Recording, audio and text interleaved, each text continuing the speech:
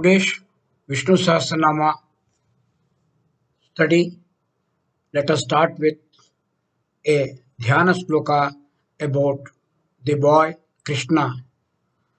Krishnaya Vasudevaya Devaki Nandanaya cha Nandagopakumaraya Govindaya Namo Namaha.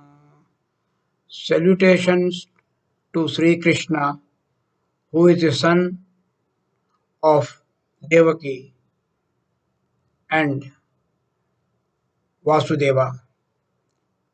He is the source of joy for his parents, his biological parents, his foster parents, and in fact, the entire world. Salutations to him, who is the boy of cowherd Nanda and who himself is the Lord Govinda. Salutations, salutations again and again.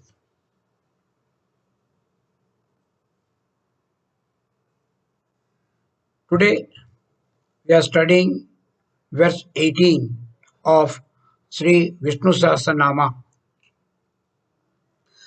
Vedyo Vaidyah Sada Yogi Viraha Madhavo Madhuhu Atindriyo Mahamayaha Mahotsaho Mahabalaha. The running theme of entire Vishnu Sahasranama is one and only one, that is devotion, bhakti, supreme bhakti to Mahavishnu. However, in each verse we can see an underlying sub-theme.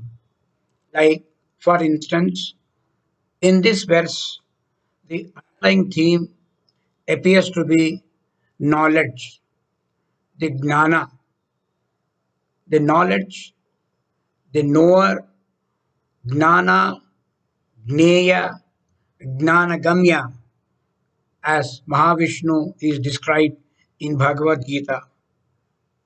It also highlights why this knowledge is beyond us, because we, with our limited senses, the five senses, we are not able to really understand, appreciate, or go anywhere near Him.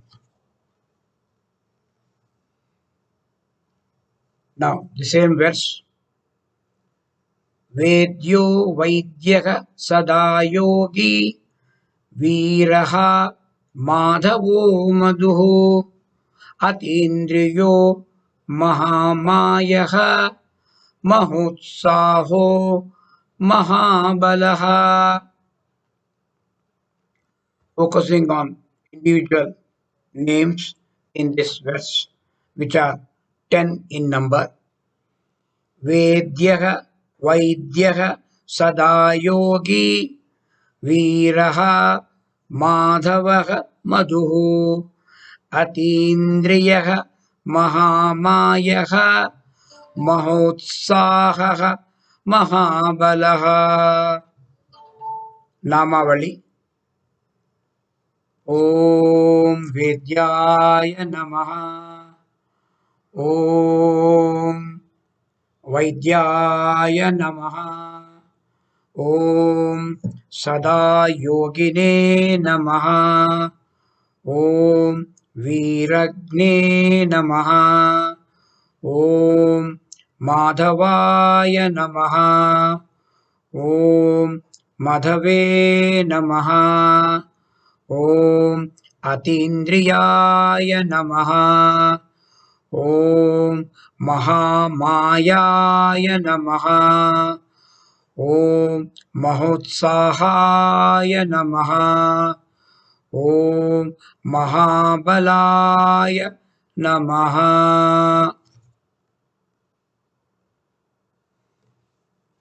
Now, let us try to understand the deeper meaning behind each of these names. Vedyaha, that is knowable, is also called Gneyam. That which is to be known is Gneyam. The one which is the final knowledge beyond which there is nothing else, knowing which nothing else needs to be known. This is Gneyam. The Gneyam is known by different names: Brahman, truth, the supreme reality, or by any name which may like, which feel comfortable. Now, this is the reality which is holding the entire world of beings and objects, beings and non beings, mobile, non mobile, chara, achara, jada, sthavara, jangama.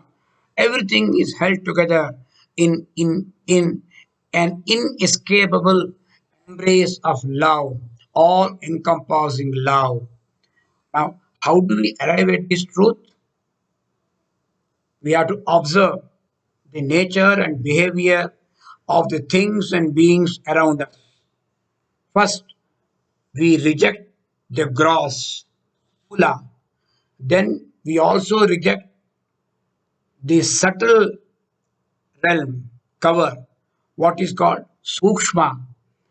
Then the third underlying factor, what we call the causal factors, is also known as a karana sharira, also has to be rejected.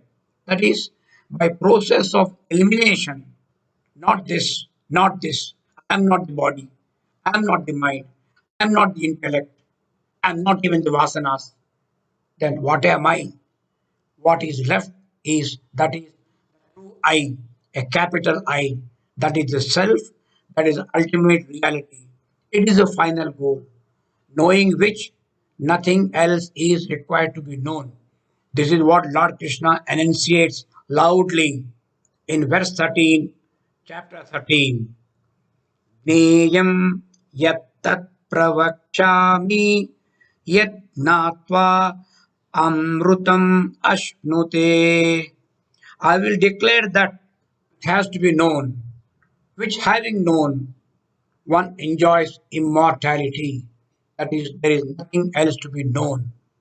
Now, what is to be known is Vedyaha, and the one which is one who knows is a knower. Vedyaha, Vaidyaha, the knowledge and the knower. Again, they are not different. They are one and the same.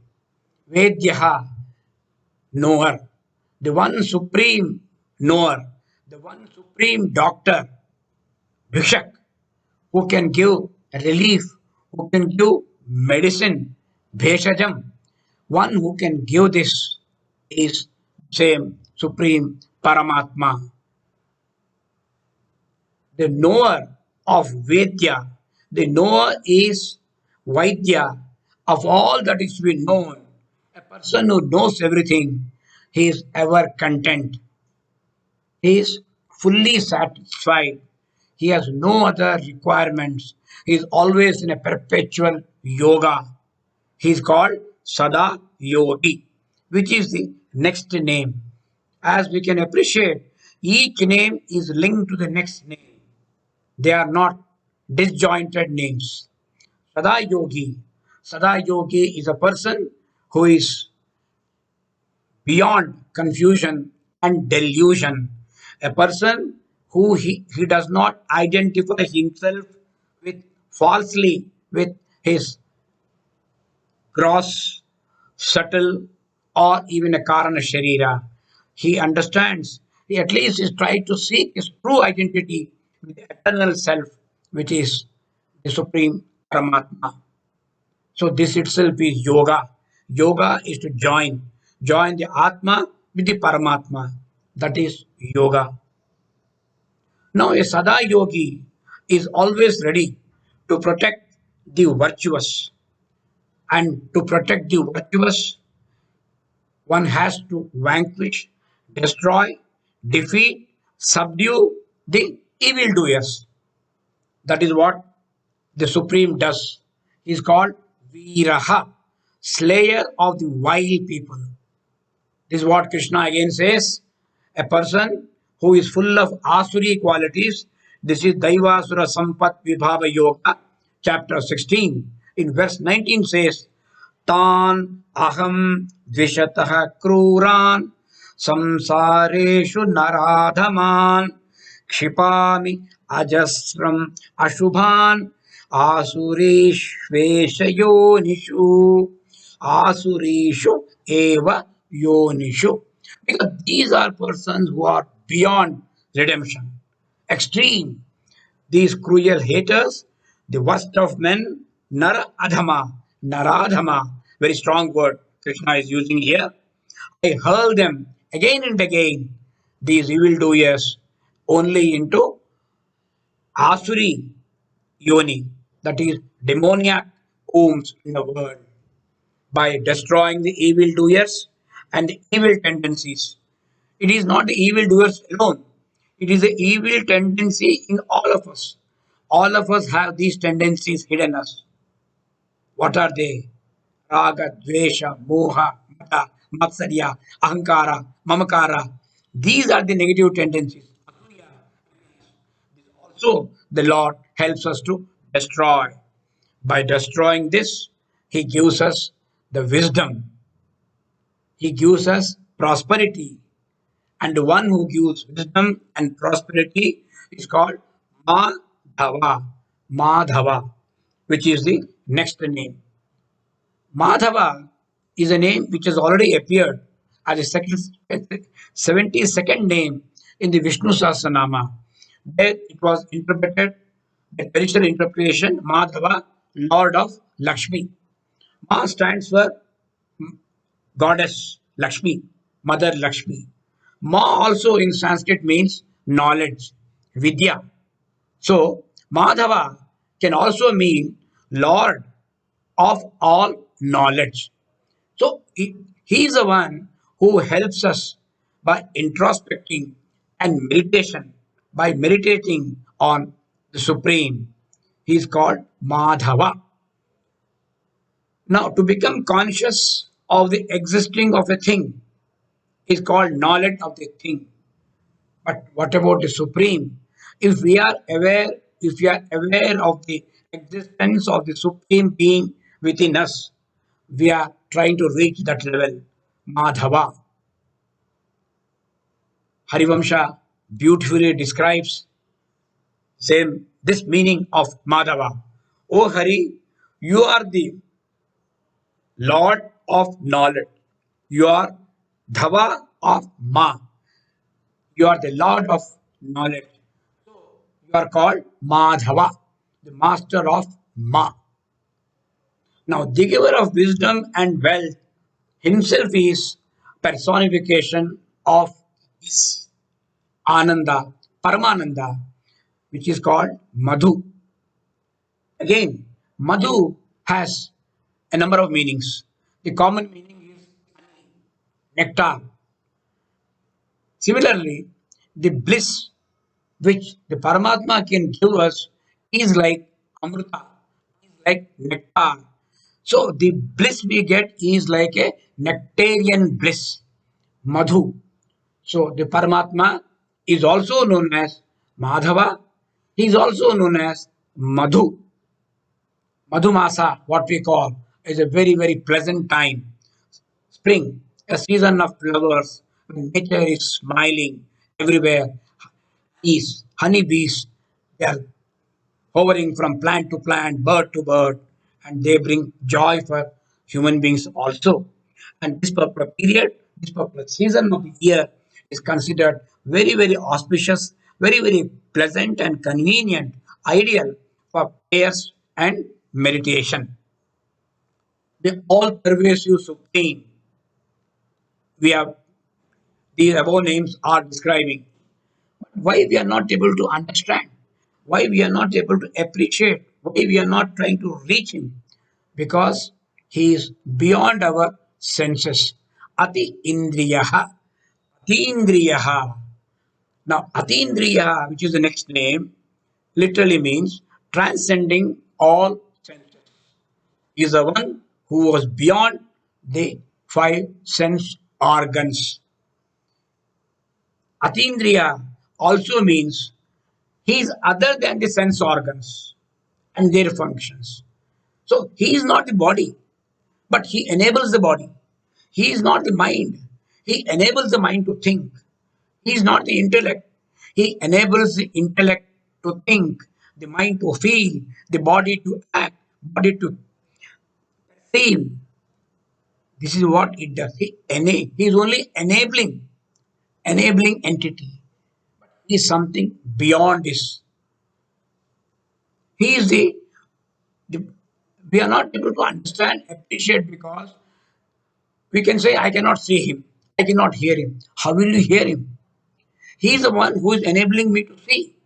He is the one who is enabling me to hear. So with these eyes, he is not somebody different. He is a very subject independent. He is not an object outside. Our eyes can see an object within us.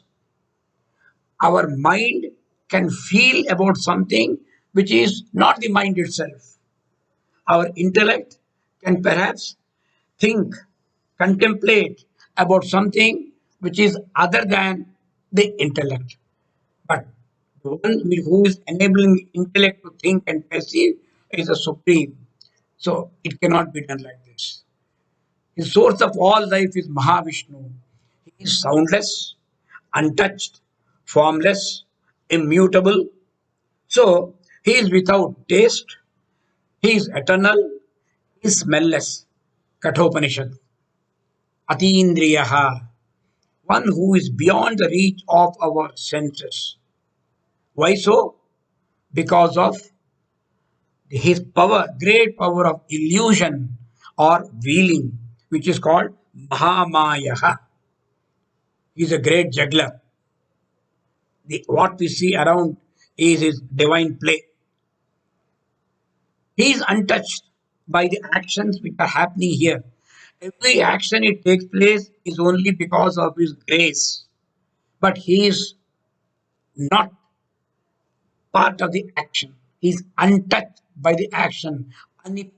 Aliptaha.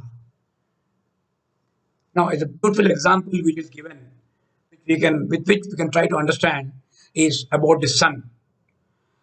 In the presence of the sun, because of the sun, because of the heat of the sun, the water all over the world gets evaporated into water vapor. The water vapor, because of its own nature of a lesser density than the atmospheric air, rises to the higher altitudes and gathers there as the clouds. Again, because of its nature, it gets cooled. The water vapor, so cooled, becomes water and descends. In one way, we can call sun is causing rain. Sun is causing the clouds to be formed. Is it so? No. Sun is untouched. Sun is just a sakshi, is a witness. But without sun, nothing can happen. So in his presence, all these activities take place. And the sun is uncontaminated by all these phenomena happening in his presence. Similarly, the infinite reality, Mahavishnu, is indicated, who is indicated as a great magician, Mahamaya. In his presence, because of his grace, everything takes place. It is very, very difficult to understand. Krishna again concedes in verse 14, chapter 7. Daivi hi esha gunamayi mama maya duratyaya.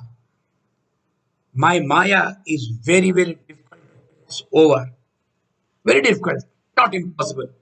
It can be crossed over only when by Sharanagati, when you take refuge in me, when you take recourse to me, is my grace, you can cross even this.